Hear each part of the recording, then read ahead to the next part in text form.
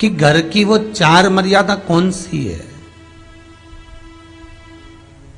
जिस मर्यादा में नारी रहे तो उस घर में संपदा नहीं घटती, उस घर की संपदा को समाप्त नहीं किया जा सकता है।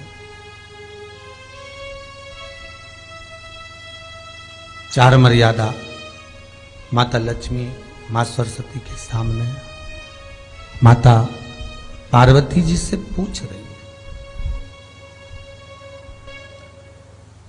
वो मर्यादा है कौन सी जिस मर्यादा के बल पर एक जो घर बसता है, घर जो बसाया जाता है, उस घर में सुख, सौभाग्य, संपदा, सत्ता, वैभव, प्रतिष्ठा, यश, कीर्ति, आरोग्यता, ये सब वहां रहे।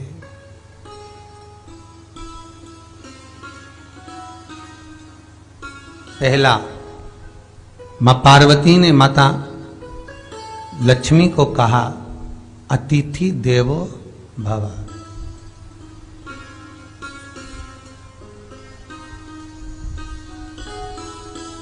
हमारे दरवाजे पर जब कोई अतिथि आए, हमारे दरवाजे पर कोई मेहमान आए, तो हम उसका आदर करें। परिवार के लोग जो आदर कर रहे हैं वो अपनी जगह पर है, भाई आदर कर रहा है वो अपनी जगह पर है, जेठ आदर कर रहा है वो अपनी जगह पर है, देवर मान सम्मान दे रहा है वो अपनी जगह पर है।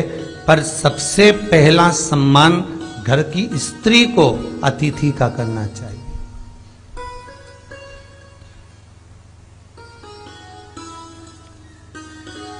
सास के मेहमान आ गए, पहचान वाले, बहुवन मालूम पड़े अपने कमरे में बैठी हुई है। मेहमानों ने आकर पूछ लिया, क्यों बहू नहीं दिख रही? बस आ रही होगी। सास गई, रसोई घर में से पानी लाकर पिला दिया। फिर मेहमानों ने पूछा, बहू नहीं दिख रही? बस आती होगी। 2 बार सास ने गिलास भी गिरा दिया कि एक आध तो आ जाओ रही ऊपर से, पर नहीं आई। जब सास ने चाय रख दी और चाय रखकर सास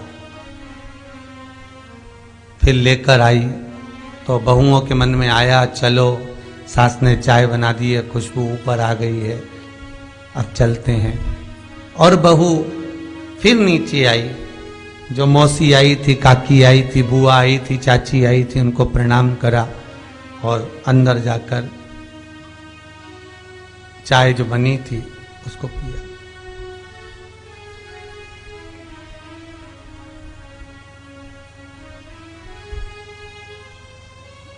एक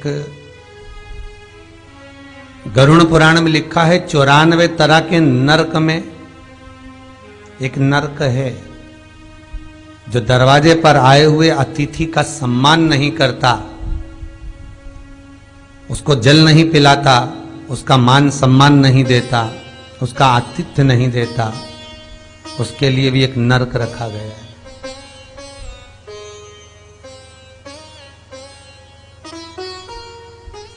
हजारों नरकों में एक नरक वो भी है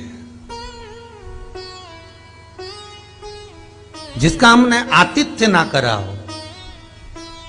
मेरा बहुओं से निवेदन है, सास के रिश्तेदार आए तो आप उनका भी आदर करिए, और आपके रिश्तेदार आए तो आप उनका भी आदर करिए। जेठानी के रिश्तेदार आए तो आप उनका भी आदर करिए, और देवरानी के रिश्तेदार आए तो आप उनका भी आदर करिए। आप किसी न किसी रूप में जो अतिथि आया है वो न जेठ का है, न देवर का है, न वो सास का है, अतिथि घर का है,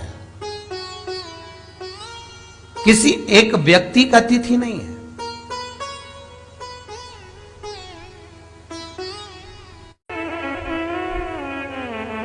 बड़ी बहू सोचे कि मैं घर की बड़ी, बड़े परिवार की, मेरे पास में बहुत धन दौलत, मैं काहे को गिनूं किसी मेहमान को।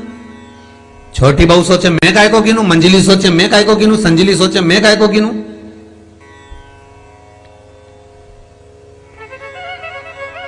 तुम्हारे माँ बाप आए, सास अगर तुम्हारे पिता से, तुम्हारी माता से बात ना करे, देवरानी बात ना करे, जेठानी बात ना करे, तो तुम्हें कैसा लगेगा कि तुम्हारे माँ बाप आए और किसी ने सम्मान नहीं करा। उसी तरह सास के रिश्तेदार आए, तुम सम्मान नहीं करोगी तो उसको कैसा लगेगा? फिर तुम्हारे घर के आए, वो सम्मान ना करे तो तुम्हें कैसा लगेगा? आतिथ्य घर में कोई भी आए वो सबके लिए। दूसरा क्रम बताया, घर के दरवाजे पर जो तुलसी का पौधा होता है, जीवन में सबसे पहले अगर दुख आता है, तकलीफ आती है, कष्ट आता है, बीमारी आती है, रोग आता है, कोई बड़ा घटना घटने वाली होती है, कोई बड़ा कष्ट आने वाला होता है, तो लक्ष्मी जी से माता पार्वती कह रही है, घर में जो तुलसी का पौधा होता है सबसे पहले घात उसी पर होती है। तुलसी का पौधा सूख जाता है, समाप्त हो जाता है, उसके डालियां मुरझा जाती हैं, नीचे लटक जाती है, मंजरी झुक जाती है, या तुलसी के कुंडे में जो मिट्टी है उसमें फफूंद पड़ जाती है।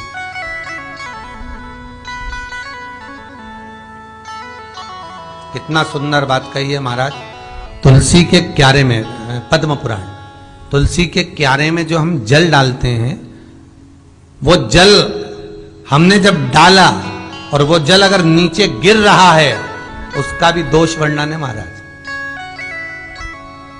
उसका भी दोष हमारे शास्त्रों में वर्णित किया गया। तुलसी के क्यारे में अगर जल डाल रहे हैं और वो जल जमीन पर बह रहा है, गिर रहा है, उसका भी दोष है।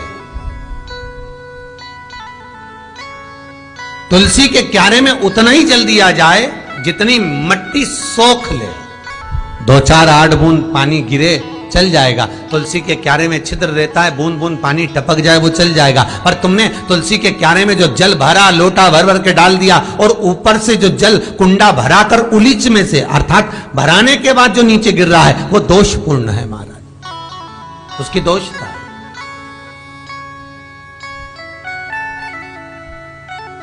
वो दोष देने वाला। तो लक्ष्मी से माता पार्वती जी कह रही हैं कि दूसरा क्रम है घर में वैभव, लक्ष्मी, संपदा, प्रतिष्ठा, यश, आरोग्य को पाने के लिए तुलसी के क्यारे की आराधना, तुलसी के कुंड को नमन करना कर सकते। तीसरा क्रम कहा,